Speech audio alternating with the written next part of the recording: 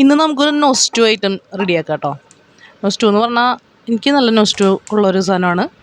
ചക്കക്കുരുവിൻ്റെ ഒരു മെഴുക്ക് വരട്ടി ഉണ്ടാക്കുന്നത്. ഞങ്ങളുടെ അവിടെ ചക്കക്കുരു ഉപ്പേരി വയ്ക്കാമെന്ന് പറയാം കേട്ടോ, തൃശ്ശൂരൊക്കെ. അപ്പോൾ അതിന് വേണ്ടിയിട്ട് നമ്മളൊരു പാൻ അടുപ്പത്ത് വെച്ച് ചൂടാക്കി, എണ്ണ ചൂടായതിനു ശേഷം ചുവന്നുള്ളിയും വെളുത്തുള്ളിയും തൊലി കളഞ്ഞ് കഴുകി ചതച്ചത് ചേർക്കുക. നല്ലപോലെ അത് ഉള്ളി ഇട്ടപ്പോൾ തന്നെ ആ ഒരു സൗണ്ട് വന്നല്ലോ. നല്ലപോലെ എണ്ണ ചൂടായിരിക്കണം. ഉള്ളി നല്ലപോലെ വാടി വരണം. വാടി കഴിയുമ്പോൾ നമ്മൾ വേപ്പില ചേർക്കുക. വേപ്പിലയും നല്ലപോലെ വാടിയതിന് ശേഷം മഞ്ഞൾപ്പൊടി ചേർത്തു. പിന്നെ ഒരു 1.5 സ്പൂൺ മുളക് ചതച്ചത്. തൃശ്ശൂരൊക്കെ നമ്മൾ കുത്തിക്കാച്ച എന്നാ പറയാം കേട്ടോ, ഇങ്ങനെ ചതച്ച മുളക് ഇട്ടിട്ട് കറി സോട്ട് ചെയ്തെടുക്കുന്നതന്നെ.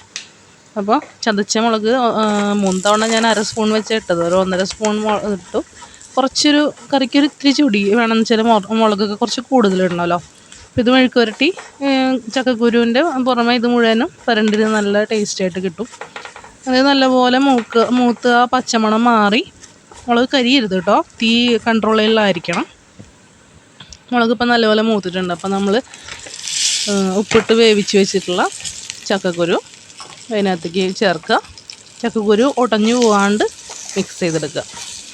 നല്ലപോലെ എല്ലാ ഇടത്തും നമ്മളുടെ ഈ മസാലയുടെ മിക്സ് ഒരുപോലെ ആവുന്ന പോലെ മിക്സ് ചെയ്തെടുക്കുക. അങ്ങനെ തോർത്തിയെടുക്കുക കേട്ടോ. നമ്മൾ സിമ്പിളായിട്ടുള്ള ഈസി റെസിപ്പീസ് ഷെയർ ചെയ്യുന്നുണ്ട്. നിങ്ങൾക്ക് ഹെൽപ്പിംഗ് ആണെങ്കിൽ നിങ്ങൾ ഞങ്ങളുടെ ചാനൽ തീർച്ചയായിട്ടും സബ്സ്ക്രൈബ് ചെയ്യണം.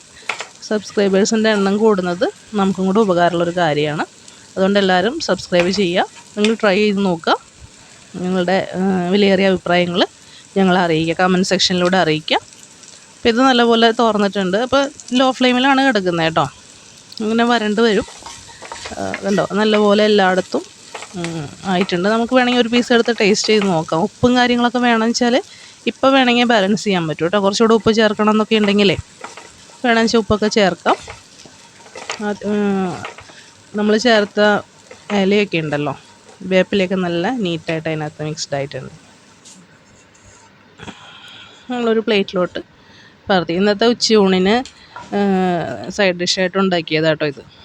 ഉച്ചയ്ക്ക് നമ്മൾ പരിപ്പിൽ ചക്കക്കുരുവും മുരിങ്ങക്കായും ഇട്ടിട്ടുള്ള ഒരു ഒഴിച്ചുകറി ഉണ്ടാക്കിയത്. അപ്പോൾ ഇന്ന് മൊത്തം നൊസ്റ്റു ആയിരുന്നു. അതൊക്കെ ചെറുപ്പത്തിൽ നമ്മൾ കുറേ കഴിച്ചിട്ടുള്ളതാണ്. പിന്നെ അതും ചോറും മീൻ വറുത്തതുമാണ് ചെയ്തത്.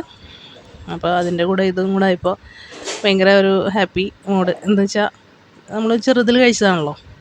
Thanks for watching. ബൈ.